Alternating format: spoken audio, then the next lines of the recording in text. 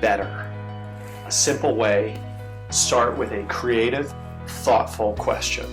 Something that causes people to think. What you will find is that whatever they came into the meeting with being distracted by will fade away. You can get everyone's attention and you can actually be more productive.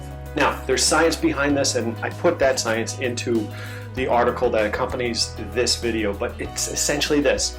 People need to connect to feel safe. They need to feel safe to be productive. Here's a great question. If you got to be a master level instructor of any subject, what would it be? And if you need training to get to that level of proficiency, we'll give it to you. I love this question. I've watched people having their phones in their hand. They put the phone down and they push it away as if like it's kryptonite or something. Now, that's a great one question, but what are you going to use next week? So here's a formula for taking any question and making it better. For example, what's your favorite vacation? You could use that.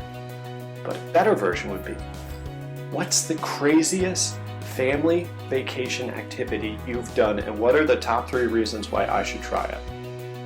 Totally different question. Forces people to think. Now here's the formula for making those great questions. First, choose a context. Are we going to ask people to think about history or think about the future? Second, pick your favorite crazy adjective. Craziest, most amazing, biggest, wildest. Got your adjective. Now choose a subject. Person, place, or thing, idea, preference. Now we need to narrow down that subject. So we go from vacation to summer vacation. We go from summer vacation to summer vacation family activity.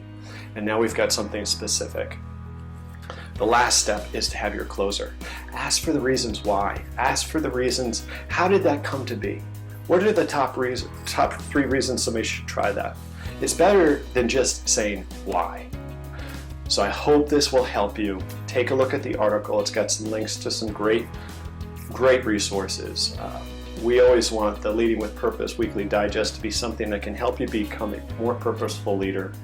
And we hope this helps.